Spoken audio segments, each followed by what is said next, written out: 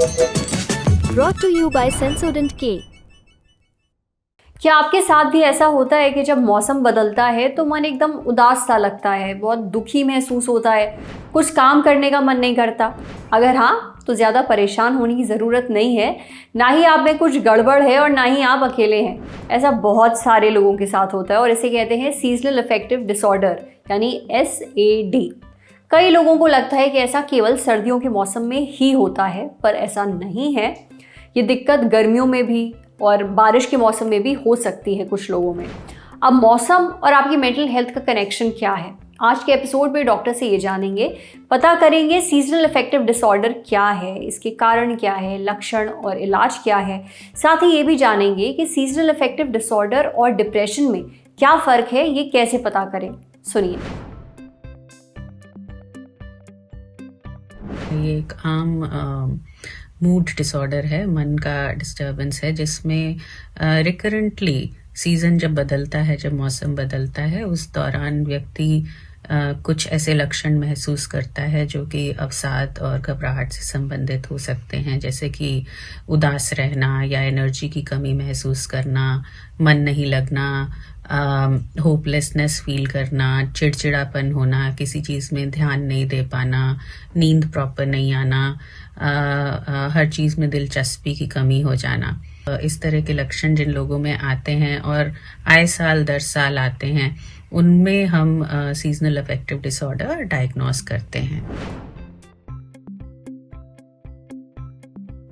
Seasonal affective disorder हमेशा सर्दी में हो ऐसा नहीं होता है।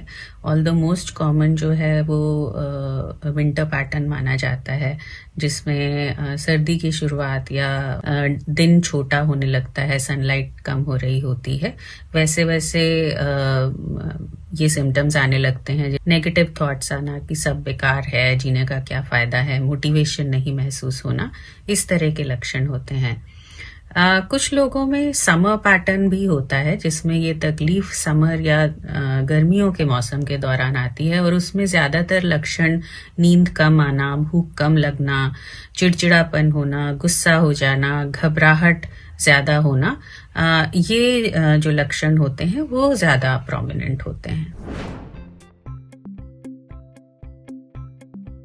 ये हार्मोनल चेंजेस और हमारे सर्केडियन रिदम, जो हमारी बॉडी क्लॉक बोला जाता है, उससे संबंधित माना जाता है। हमारी बॉडी क्लॉक सूर्य की रोशनी, नेचुरल लाइट से बहुत रिलेटेड होती है और ये जो लाइट है, इससे हमारे अंदर सेरोटोनिन और मेलाटोनिन केमिकल्स का बैलेंस रहता है।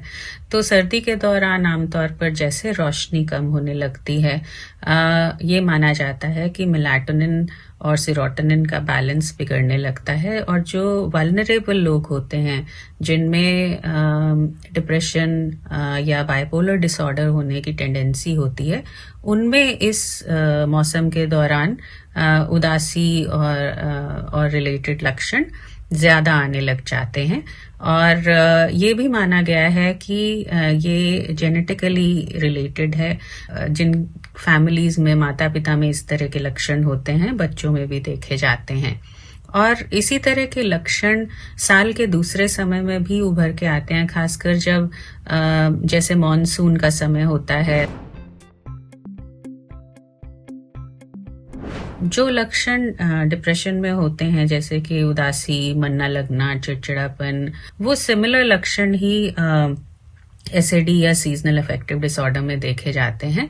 लेकिन वहाँ पे जो मेजर एक ट्रिगर पॉइंट है वो मौसम का बदलाव या रोशनी की कमी है, जबकि जो लोग नॉर्मली मेजर डिप्रेसिव डिसऑर्डर के शिकार होते हैं, अवसाद के शिकार होते हैं, उनमें ये मौसम से रिलेटेड नहीं होता है।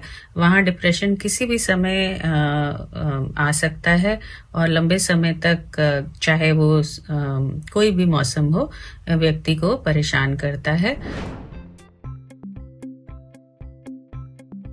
सबसे पहले ये आइडेंटिफाई करना ज़रूरी है कि मौसम या रोशनी में बदलाव कैसे आपके मन को अफेक्ट करता है, इसीलिए उसको प्रॉपरली डायग्नोस करना ज़रूरी है। ये कंडीशन फीमेल्स में ज़्यादातर देखी गई है, यंग फीमेल्स में, और मेनली क्योंकि हार्मोन्स से बहुत रिलेटेड है और hormonal changes female menstrual cycle के दौरान पूरे मंथ में बदलते हैं, इसलिए ये कंडीशन प्री मेंस्ट्रुअल सिंड्रोम वाले मरीजों में भी ज़्यादा देखा गया है। तो एक बार जब हम आइडेंटिफाई कर लेते हैं कि हम वल्नरेबल हैं, कि हमें ये तकलीफ हो सकती है, तो हम बचाव पे काम कर सकते हैं।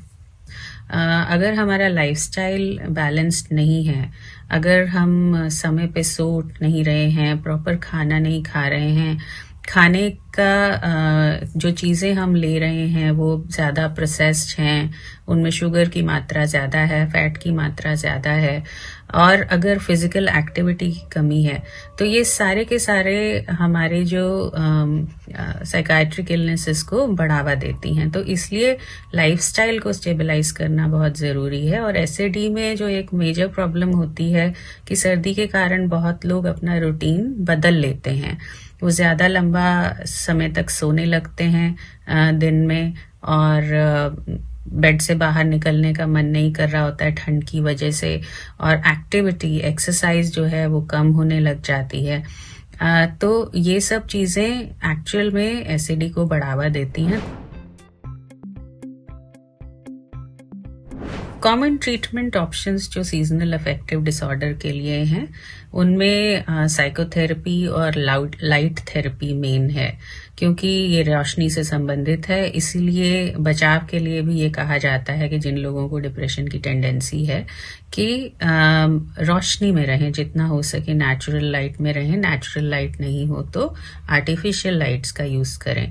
दूसरा, लाइट और डार्क का जो अनुपात है, जो प्रोपोर्शन है, वो रेगुलरली होना चाहिए, बिकॉज ऐसा भी नहीं है कि आप रात में भी रोशनी जला के बैठे हुए हैं, बिकॉज रोशनी से मेलाटोनिन एक्टिवेट होता है, और मेलाटोनिन भी मन को नॉर्मल करने में, पॉजिटिव रखने के लिए ज़रूरी है। तो एक प्रॉपर स्लीप वेक साइकिल चाहिए।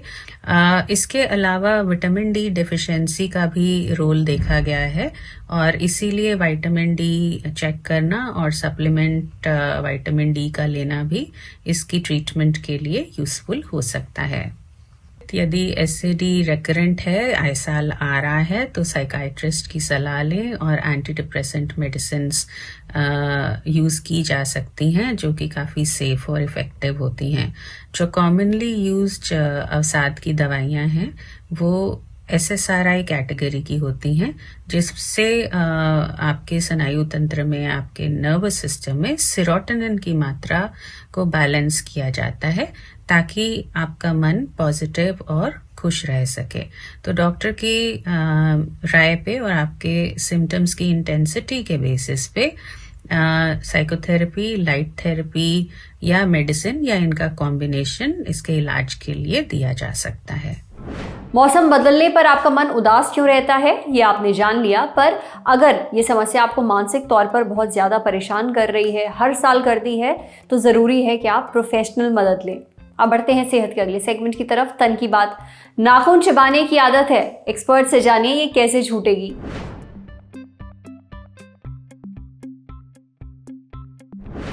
कुछ लोगों को नाखून चबाने की बहुत बुरी आदत होती है। ऐसे लोगों के लिए डॉक्टर मधुसूदन सिंह सोलंकी ने कुछ बहुत ही असरदार टिप्स बताई हैं, जिनसे आप इस आदत से छुटकारा पा सकते हैं। उन्हें बढ़ते ही काट दिया जाए तो उन्हें चबाने की संभावना भी कमी हो जाती है।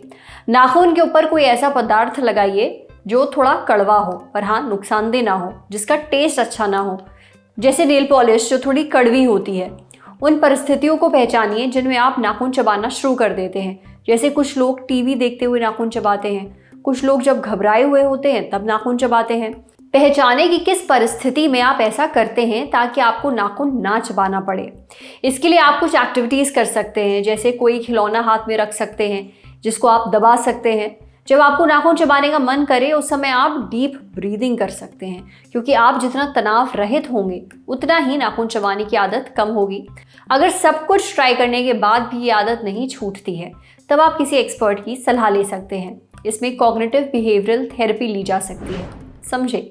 अब बारी सेहत के आखिरी सेगमेंट की, खुराक यानी झक्कासी हेल्थ टिप। मुंह से बदबू यानी बैड ब्रेथ से परेशान है, अपने खाने में ये 3 टिप्स जोड़ लीजिए, हमेशा के लिए छुटकारा मिल जाएगा। मुंह से बदबू आना, जिसे अंग्रेजी में बैड ब्रेथ कहते हैं, आपको पता है ये दुनिया में कितनी आम समस्या है। दुनिया में हर 4 में से 1 इंसान को ये समस्या होती है। शरीर की लगभग हर समस्या का एक कनेक्शन आपके खानपान से जरूर होता है, और इसका भी है, लेकिन कुछ बहुत ही आसान तरीकों से आप इससे निजात पा सकते हैं।